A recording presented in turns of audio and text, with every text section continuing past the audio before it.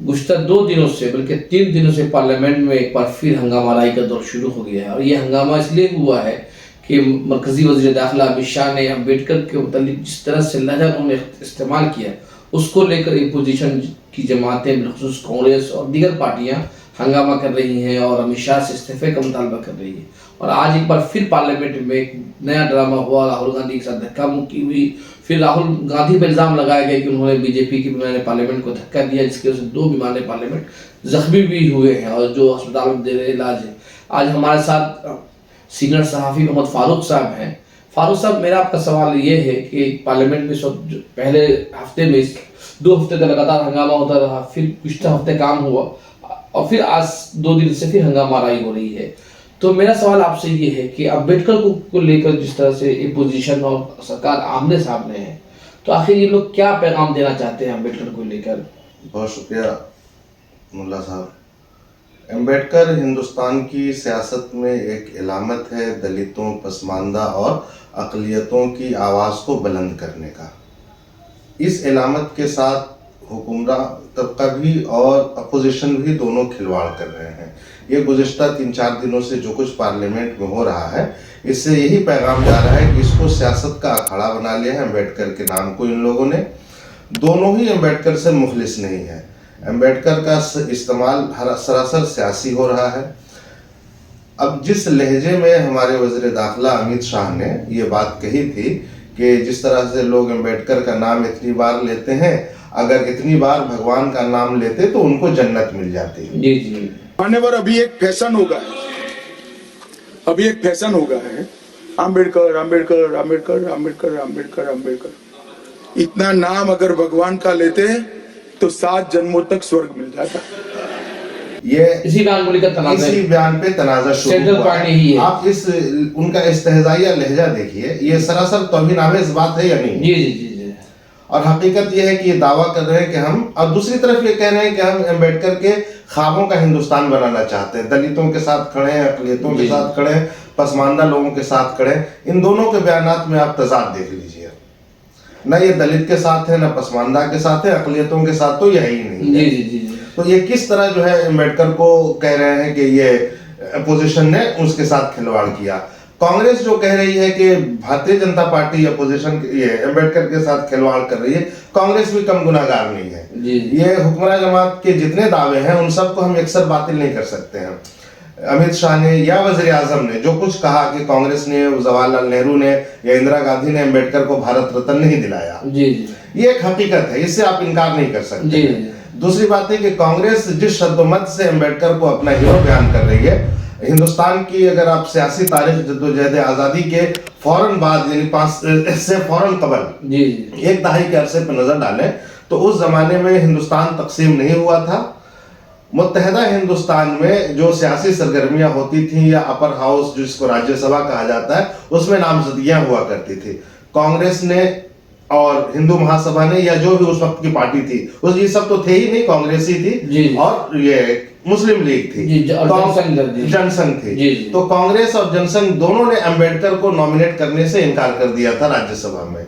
ये मुस्लिम लीग थी जिसने अम्बेडकर को वहां पे राज्यसभा में नॉमिनेट किया था। उसकी बुनियाद पर वो आईन साज कमेटी के चेयरमैन मुंतखब किए गए। अब ये शुरू दिन से कांग्रेस का उनके साथ रवैया आपके समझ में आ जाना चाहिए कि किस तरह से है। ये आला तबके की सियासत है। अम्बेडकर दलित थे और उनसे छूत-छात का जो मामला है आज तक चला आ रहा है।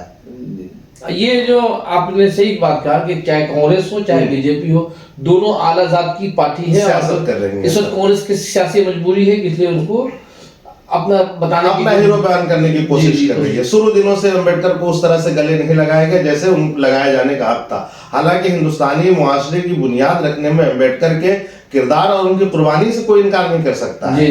सियासी इख्तलाफात अपनी जगह पे हों, उन्होंने जो आईन साज कमेटी की सरबराही की, जो ड्राफ्ट तैयार किया, जो उसमें नुक्ता नजर डाले, जो आइन के मुख्तलिफ शिक़ और नुकात उन्होंने पेश किए, अक़लियतों दलितों की नुमाइंदगी का जो उन्होंने मनसूबा शामिल किया आइन में, दूसरा कोई नहीं पेश कर सका था। लेकिन फारूक साहब, ये भी हकीकत भी है कि एक अम्बेडकर अकेले जीत कर आते हैं और उनको इतना बड़ा पोस्ट दिया जाता है ड्राफ्टिंग कमेटी का चेयरमैन। मतलब ये भी तो उस वक्त की जो कांग्रेस सरकार थी या आला जात के लोग थे, उन्होंने एक तरह से अम्बेडकर की शख्सियत का जादू रहा होगा या फिर कोई और सियासत रही होगी, अहमियत दी गई।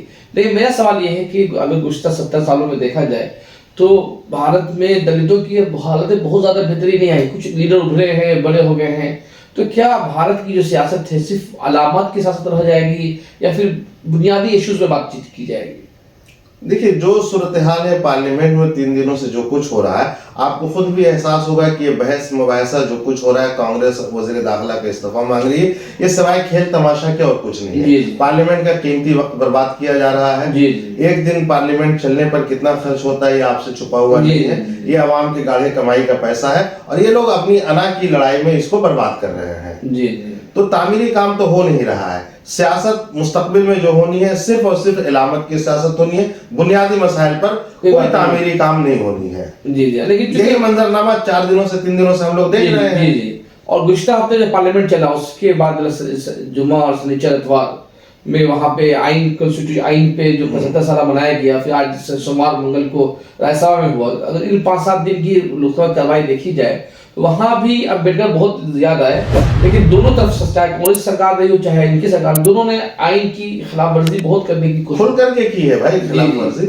आइन में वाज़ेह तौर पे लिखा हुआ है कि पार्लियामेंट में जो दौराने कार है, जो औकात कार है, उनका तामीरी इस्तेमाल होना चाहिए। उसमें मुस्बत बहस होनी चाहिए, आवाम के मसाइल ज़ेर बहस आना चाहिए, उस पर एक लाए अमल तैयार होना चाहिए, उन मसाइल के हल की तरफ कदम बढ़ाया जाना चाहिए।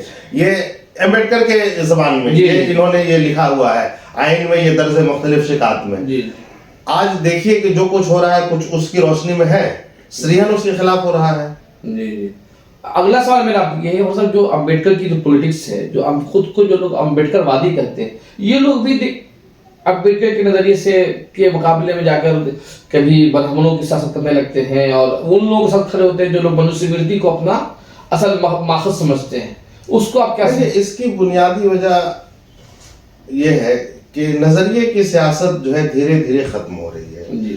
चाहे वो दाएं बाजू की सियासत हो, बाएं बाजू की सियासत हो या दलितों की सियासत हो, हत्ता कि आपके अपने मुसलमानों की सियासत में भी नजरिए अब जो है खत्म होते चले जा रहे हैं। अब जो सियासत हो रही है वो सीधे सीधे इक़्तिदार की सियासत हो रही है। इसमें न कोई नुक्ता नज़र होता है, न कोई नज़रिया होता है, न कोई दुश्मन होता है, न कोई दोस्त होता है। जो हमारे इक़्तिदार की सीढ़ी बन सकता हो हम उसके साथ हैं, चाहे वो बिलवास्ता हो या बराह रास्त हो या बिला वास्ता हो। ये अम्बेडकरवादी जो कुछ लोग हैं, 2, 4, 10 नेता आपको नजर आ रहे हैं, इनके पशपुस्त आप देखिएगा कि पूरी एक ऐसी टीम है, ब्राह्मणों की लॉबी लगी हुई है जो इनको आगे प्रमोट कर रही है। फिर एक वक्त आता है फिर इनको पीछे खींच लिया जाता है। जी सही बात। ये इसलिए मैं बोल रहा हूँ कि जो पार्लियामेंट का जो आइन सेशन का शुरू हुआ, राजनाथ सिंह जो पहली तकरीर हुई, राजनाथ सिंह ने कहा कि आइन को बनाने में सावरकर का भी बहुत बड़ा अहम रोल है। ये तो उनकी हिमाकत है भाई, भगत सिंह और सावरकर को एक साथ में खड़ा कर दे रहे हैं। जी और अम्बेडकर के साथ मिला रहे हैं, अम्बेडकर के साथ मिला रहे हैं। तो उसके ये तो खून लगा कर भी शहीद होना नहीं कहेंगे इसको। जी वही मैं आ रहा काउंटर पे कि जब बात हो रही तो राहुल गांधी के अलावा और प्रियंका गांधी के अलावा इसका काउंटर किसी ने नहीं किया। आखिर इसकी वजह क्या है? जैसे अभी खबर आ रही है कि शिवसेना जो है उद्धव ठाकरे नाराज है, उसके हम यहाँ कांग्रेस भी मिला रही है कि यहाँ कांग्रेस को अपने भली जमात के हसासत को सोचना चाहिए। क्या वाकई कांग्रेस ने सावरकर की इशू उठा कांग्रेस गलती कर रही है? नहीं, देखिए कांग्रेस का अभी जो सरदस्त मामला है कि बिल्कुल हाशिए पे चली आई है। जो इलाकाई जमातें इंडिया इत्तेहाद में शामिल है, उनका मंसूबा, उनका ख्वाब जो है बहुत बड़ा हो गया है। अपने ख्वाब की तकमील के लिए वो कांग्रेस को कुचलना चाहती है और इस मामले में वही ममता बनर्जी ने किया, वही उमर अब्दुल्ला ने किया, वही उद्धव ठाकरे कर रहे हैं। नहीं, मेरा सवाल वो नहीं, मैं सवाल ये जो राहुल गांधी की जो कोशिश है कि भाई आइडियोलॉजी को मजबूत फिर लौटा जाए, आइडियोलॉजी का मुकाबला हम आइडियोलॉजी से करेंगे, इसलिए बड़ी शिद्दत से राहुल गांधी हर महफिल में हिंदुत्व की सियासत आरएसएस पे तरकीद करते हैं और सावरकर के खिलाफ बहुत सख्त बोला। इस तरह तो क्या ये तो मैंने तो आपसे अर्ज किया कि राहुल गांधी की अपनी जिंदगी या उनकी सियासी जिंदगी को अगर अलग रख दीजिए तो ये कांग्रेस इंडिया इत्तेहाद में से कांग्रेस और राहुल गांधी को सिरका दीजिए तो जितने लोग हैं उन सब का मंसूबा और नुक्ते नजर क्या है? हुकूमत और इक़्तिदार है। जी अब ममता बनर्जी राहुल गांधी के उस बयान पर जो है साथ नहीं कह रही हैं, उसका मुखालफत कर रही हैं। ये क्यों कर रही हैं? कि कांग्रेस को काउंटर करना है, चाहे उसका नुकसान किसी को भी आवाम को उठाना पड़े या आइन को उठाना पड़े। या फिर ये वजह है कि कांग्रेस को कम या करके फिर ये जो है- वजह है कि बंगाल में जो है हमने देखा, हाँ। आपने भी देखा होगा कि श्याम प्रसाद मुखर्जी जो हिंदुत्व की अलामत है, बल्कि बड़े लीडर है, उनका यौम पैदाइश तमाम तमाम से बनाती रही है। तो क्या भाई वो जनसंघ के बानियों में से है। तो क्या तृणमूल कांग्रेस भी आइडियोलॉजी तौर पे करप्ट है? अब सच्ची बात तो यह है कि तृणमूल कांग्रेस, आप देखिए जिस तरह से इसराइल के इसराइल जो है नाजायज औलाद किसकी है? मतलब पूरी दुनिया कह रही है कि वो अमेरिकियों की नाजायज औलाद, अमेरिका और बरतानिया की नाजायज अमेरिका और बरतानिया की नाजायज औलाद है। तृणमूल कांग्रेस की पैदाइश का जरा सा मंजरनामा देखिए कि आज से 20-25 साल या जब भी उसकी संग तामीर रखी गई हो, किस तरह से हो तामीर हुई, उसमें किस किस ने पैसा डाला था, आपसे छुपा हुआ नहीं है। तारीख उठा करके देख लीजिए। ये ममता बनर्जी हमारी वाजपेयी काबीना में वजीर रेल थी। जी जी भाई ये इख्तलाफ हुआ तृणमूल में, जब तृणमूल बना और पहली बार जब ये चुन करके मुंतखब हुई तो एनडीए से इन्होंने इत्तेहाद किया। इससे जो नतायज रिसर्च करने वालों ने अखज़ किए हैं या जो शवाहिद सामने आए हैं, साफ साफ ये नजर आता है कि तृणमूल कांग्रेस की तश्कील में किन लोगों का हाथ रहा है, किसने इसको फाइनेंस किया, किसने इसको खड़ा किया। तो भाई ये जब किसी की सरपरस्ती में है तो उसी की बात करेंगे, इनकी नजरियात कहाँ है? हाँ, अब मैं देखा हूँ कि थोड़ा तब्दीली आई है कि पहले तो ममता बनर्जी बोलती थी कि भाई हम बीजेपी के खिलाफ हैं, आरएसएस के खिलाफ नहीं है। अब थोड़ा सा चूंकि आरएसएस पर उम्मीद थी कि आरएसएस मदद करेगी, अब चूंकि आरएसएस ने मदद करना बंद कर दिया है तो अब वो आरएसएस के खिलाफ काउंटर करने लगी। मेरा सवाल आपसे नहीं कर रही है, देखिए वो कोई काउंटर वगैरह नहीं कर रही है, बस वो दिखावे की दुश्मनी या एहतजाज सामने नजर आता है। अगर ऐसा होता तो 270 करोड़ इस तरह से दीघा में फूंका नहीं जाता।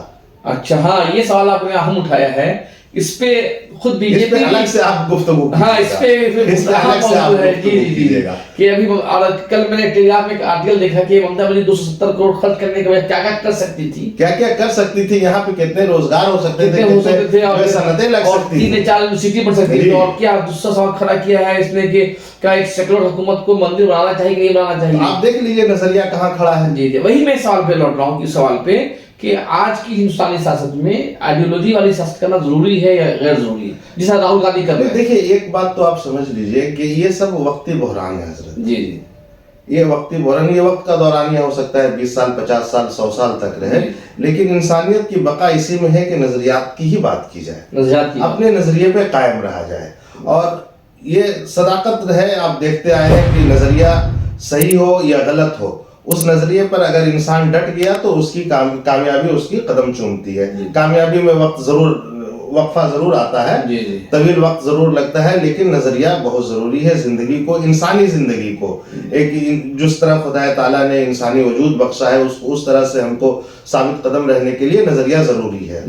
ये सब जो कुछ हो रहा है ये इक़्तिदार की सियासत, ये एक वक्ती बहरान है। हो सकता है कि अल्लाह ताला जो है लोगों के दिलों में नेकी डाले, नजरिए की बात हो, हम मायूस नहीं होना चाहिए। अरे आपका कहना है कि जो राहुल गांधी की जो पॉलिटिक्स है कि भाई हमें आइडियोलॉजी नहीं, बिल्कुल करते रहना चाहिए। वही तो मैं कह रहा हूँ कि राहुल गांधी हो या भारतीय जनता पार्टी, हाँ जी, अगर वो अपने नजरिए पे कायम है, सही या गलत, तो उसको कायम रहना चाहिए। खुद राहुल गांधी, इसका ये मतलब नहीं है कि हम अपने मुखालिफिन को कुचलते हुए आगे बढ़े। जी नहीं, राहुल गांधी बोलते हैं कि हमारे कांग्रेस में कुछ लोग ऐसे थे जो नजरियाती तौर पे करप्ट हो चुके थे, आरएसएस की हिमायत कर रहे थे, उसकी वजह से हम हर ग्रोह में ऐसा होता है, ये शिकार हुए, इसलिए हमारी कोई जमीन आज की तारीख में नहीं। क्या ये सच है कि कांग्रेस के जमाने में वजह ये थी कांग्रेस कभी नरम हिंदुत्व तो हमने इस तरह आई थी, तो ये क्या सच है कि कांग्रेस? नहीं, बिल्कुल ये सच है भाई। ये तो आप जंग आजादी से देखिए ना, एक नरम दल था, एक गरम दल था। सुभाष चंद्र बोस जो है गरम दल के सरबराह थे, गांधी जी नरम दल के सरबराह थे।